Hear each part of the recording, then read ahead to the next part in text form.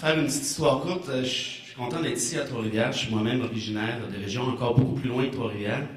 Je suis originaire de Mont-Laurier, une petite ville ultra-catholique, comme vous savez, blanche comme il s'en fait peu. Ma grand-mère aurait été très heureuse d'être ici aujourd'hui, ça ne fait pas doute. Et je ne suis pas sûr que je l'avais convaincue de mon argument non plus. Ma petite fille s'appelle Ève, donc vous voyez un peu, il n'y a rien de plus biblique comme nom. J'ai perdu un peu la foi catholique avec le temps, notamment lorsque je suis arrivé à Montréal, il y a ça pratiquement 16-17 ans, où je dois avouer, comme ma collègue, que je ne vis pas dans le même Montréal que mes deux autres collègues, dans l'optique où des femmes voilées, pour être honnête, j'en vois pratiquement jamais. Entre des peu cas, j'en ai jamais vu, les niqabs non plus. J'enseigne à l'Université de Montréal, qui est située à Outremont. Je travaille comme avocat au centre-ville de Montréal. Et je vais éviter par là qu'on tombe dans l'anecdote personnelle, à savoir, moi j'en connais pas. Ça pour vous dire qu'il faut, je crois, relativiser certaines choses. La charte en question, pourquoi je suis contre et pourquoi... Oh, excusez-moi, ça vient de se réveiller. Pourquoi je suis contre? Ben, c'est relativement simple. On nous a présenté ça comme étant une charte de la laïcité, donc la neutralité des institutions publiques en matière de religion. Tout à fait correct, tout à fait à l'aise avec ça. Mais est-ce que c'est réellement ce qui se trouve dans ce projet de loi-là? Posez-vous la question. On vous a dit dans le projet de loi qu'on conservait le crucifix, du moins jusqu'à nouvel ordre. Est-ce que c'est ça la laïcité de l'État? Toutes les lois qui vont être adoptées à l'Assemblée nationale vont l'être en dessous d'un crucifix. À moins que vous soyez capable de me dire que le crucifix est laïque, là, ce que je doute, il y a déjà un problème. L'autre problème, j'écoute toutes les interventions depuis tout à l'heure, il y a une religion, puis il y a un groupe qui est visé. Ce sont les femmes musulmanes. De A jusqu'à Z. Vous me dites, ah non, c'est pas vrai, on vise toutes les religions.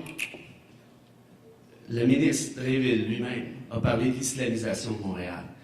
Tous les propos qui ont été tenus jusqu'à présent portent sur la question de la religion musulmane. Est-ce qu'on en a contre les femmes musulmanes au Québec? J'espère que non. Puis ma petite démonstration, je l'espère, va permettre de mettre certaines choses en perspective.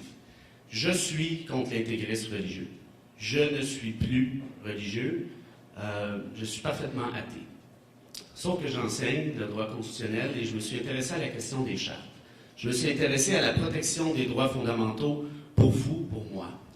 Le droit des femmes au vote au Québec, 1940, ça a pris du temps. C'est un droit qui est maintenant prévu par les chartes, charte québécoise, charte canadienne. Le droit à l'avortement, ça a été un grand gain, je pense, pour la majorité des femmes. Droit prévu à la charte canadienne, droit prévu à la charte québécoise. Le droit au mariage gay, prévu à la charte canadienne, prévu à la charte québécoise. Empêcher la peine de mort, prévu à la charte canadienne, prévu à la charte québécoise. Là, ce qu'on essaie de nous faire croire, c'est que par cette charte-là, on vise la neutralité, alors qu'ultimement, ce qu'on vise, c'est clairement un groupe qui est ultimement défavorisé. Et là, je vous demande de mettre de côté, dans la mesure du possible, certaines perceptions que vous pouvez avoir qui peuvent être justes ou qui peuvent être erronées. Est-ce qu'on souhaite le départ des femmes musulmanes du Québec? Si vous me dites oui, vous pouvez boucher vos oreilles ou aller prendre un café à l'extérieur, on perd notre temps. Si vous me dites non, là, je peux continuer en vous disant la chose suivante. Quelle est la meilleure façon d'intégrer ces femmes-là? Posez-vous la question. Une charte des droits, c'est quelque chose de sérieux. Ça protège vos droits fondamentaux.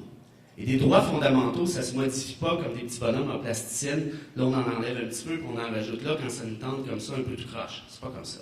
On appelle ça des droits fondamentaux parce qu'ils sont fondamentaux.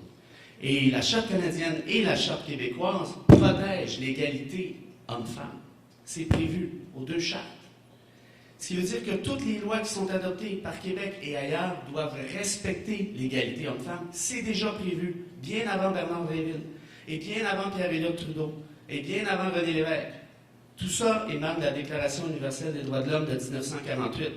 Déclaration universelle des droits de l'homme qui a été adoptée après, vous savez quoi, la Deuxième Guerre mondiale. Je n'ai pas besoin de vous expliquer ce qui s'est passé lors de cette même Deuxième Guerre. Tout ça pour dire que si vous voulez légiférer simplement parce que vous avez un malaise sur un groupe en particulier, peut-être que vous devez vous poser la question suivante. Est-ce que je donne le droit à mon Assemblée nationale de retirer des droits fondamentaux prévus dans les chartes parce que j'ai un malaise. Vous allez me dire, oui, mais c'est un malaise qui est sérieux. Je suis d'accord. Mais en Russie, tout récemment, il y a ça quelques mois, tous les députés de l'Assemblée nationale de la Russie ont voté pour empêcher les manifestations gays en Russie. Vous n'avez pas le droit d'être affiché comme homosexuel en Russie. Pourquoi? Ben, la raison est simple, on avait un malaise. Et nous, on est contre ça, les malaises, donc on légifère sur les malaises. Reposons-nous maintenant la question. Est-ce que cette charte-là vient donner un coup de main aux femmes musulmanes ou vient plutôt leur nuire? J'ai bien apprécié l'exposé de ma collègue. Ceci dit, vous me permettrez d'être en désaccord à 100% à cet effet-là. La femme qu'on vise ici, c'est la femme voilée qui travaille en CPE, par exemple. La femme voilée qui travaille dans une petite cour d'école. Ma fille va à une école où il y a des femmes voilées. Anecdote pour anecdote. Est-ce qu'il y a un problème? Non. La femme voilée lui a expliqué, ben, je cache mes cheveux pour faire plaisir à Dieu. Bon, fin de la discussion. Je ne nie pas qu'il n'y a pas d'intégrisme religieux à travers le monde. Je nie pas ça. Mais il ne faut pas tout mélanger. Puis quand on joue avec des droits fondamentaux, il faut le faire sérieusement. Quand Bernard Drinville a déposé son projet de loi, on lui a demandé, M. Drinville, avez-vous des études à l'appui?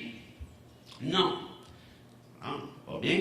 M. Drinville, savez-vous le pourcentage de femmes voilées dans la fonction publique? Parce qu'il paraît qu'on vise la fonction publique uniquement.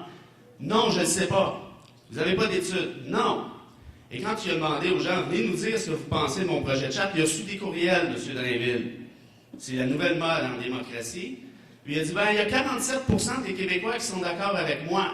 J'ai reçu des courriels, puis 47% des Québécois me disent, on est d'accord avec vous. Pensez à ce que je viens de dire. Vous me parlez de valeurs communes, de valeurs québécoises, parce que c'était le premier nom de la charte avant qu'on recule là-dessus, parce qu'on s'est bien rendu compte que ça avait la fou. Ils étaient en train de me dire que malgré le fait qu'il s'agisse de valeurs communes,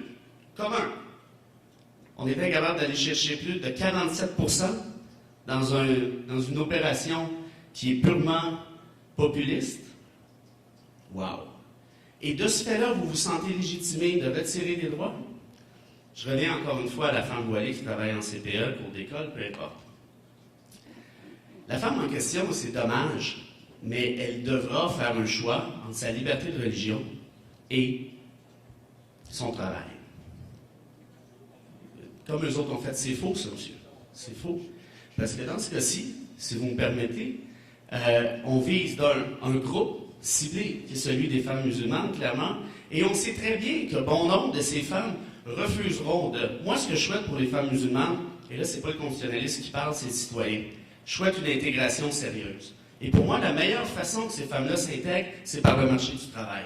Et sauf erreur, les femmes qu'on vise ici sont des femmes qui travaillent, par exemple, dans nos écoles, qui parlent français, qui payent des impôts. C'est quand même pas pire, ça, comme intégration. On ne parle pas de la femme là, qui est accrochée dans une grotte en train de se faire fouetter par un barbu. Là. On parle d'une femme qui travaille, qui parle français et qui paie ses impôts. Là, on va lui dire, tu as le choix entre ton voile ou travailler ici. Là. Puis là, évidemment, on se dit, ah, ben, ils sont pas contents, hein, qu'ils retournent chez eux. Bien, justement, il y en a qui vont faire le choix de retourner chez elles. Ils disent, ben, on s'en fout, c'est à eux autres de se plier, c'est nos règles, c'est nos lois. On peut le voir comme ça. La façon que je propose, c'est de favoriser l'intégration. C'est d'assurer que cette femme fasse le choix de travailler dans une société québécoise, de s'intégrer, et on souhaite tous l'émancipation des femmes, de toutes les religions, de toutes les cultures. Mais ce projet de loi-là vise à stéréotyper, je crois, certains préjugés qui font en sorte de renforcer le préjugé en question, de retourner certaines femmes chez elles. Et n'oubliez pas une chose, et ça n'a pas été dit parce que le gouvernement du Parti québécois s'en est pas vanté. Quand on parle de la neutralité des institutions, savez-vous que selon le projet de charte des valeurs, on va dire que n'importe qui contracte avec un organisme public ou qui reçoit une subvention d'un organisme public pourra être assujetti, selon la discrétion du ministre, oui madame, vous allez voir, c'est l'article 10, pourra être assujetti à la même obligation, c'est-à-dire éviter que ses employés portent le voile ou autres signes ostentatoires. Ça veut dire quoi, ça? Qui ne contracte pas avec un organisme public? Qui ne contracte pas avec l'État québécois? Qui ne contracte pas avec un ministère? Qui ne contracte pas avec une municipalité un CLSC, une commission scolaire. Tout le monde, dans un sens ou à peu près, contracte au Québec avec ces organismes publics. Qui ne reçoit pas des subventions? Ce qui veut dire quoi? Ce qui veut dire qu'on vous parle d'appliquer ça directement à l'État, mais ultimement, on vise l'ensemble du Québec. Quel est le message qu'on envoie ici? Ben, tous ceux qui contracteront pour l'État, qui recevront des subventions ou qui travailleront pour l'État, ne pourront pas porter leur voile. Si ça, c'est pas un message de dire « Oust », je me demande ce que c'est. Je ne défends pas le voile, qu'on soit clair. Je ne connais pas assez. Ce que je défends, par contre, c'est la liberté de le porter ou la liberté de ne pas le porter. Et anecdote pour anecdote, j'ai plusieurs étudiantes qui portent le voile. C'est vrai. Qui sont étudiantes en droit. Puis ils viennent me voir, ils sont féministes. Ils ne sont pas mariés. Ils sont tout à fait à l'aise avec le voile. Et ils ne sont pas à l'aise avec le fait qu'on leur oblige d'enlever le voile. Qu'est-ce qui est pire entre la liberté de porter le voile et l'obligation de le porter? Il me reste 2 minutes. Je vais terminer tout de suite en vous disant merci de votre accueil. Je sais que ce n'est pas toujours simple. Moi-même, j'ai dû faire un certain cheminement. Je ne dis pas que j'ai raison non plus. J'ai beaucoup de respect pour l'opinion de mes collègues. Mais je vous demande de considérer ceci. On ne règle pas un problème en adoptant une loi sur la base de courriels reçus, sur la base d'un malaise, sur la base de ce qui s'est passé à Hérouville. C'est pas comme ça que ça fonctionne. Ça nous a pris 5 ans pour décider si on pouvait tourner à droite au Québec. Peut-être qu'on pourrait prendre un peu de notre temps pour réfléchir à quel est le pourcentage dans la fonction publique qui porte un signe ostentatoire, quelle est la meilleure façon de les intégrer. Et actuellement, je crains que l'opération en soit une politique électoraliste et non pas une solution qui vise le bien-être des Québécois, de tous les Québécois, incluant, oui, les femmes musulmanes. Merci.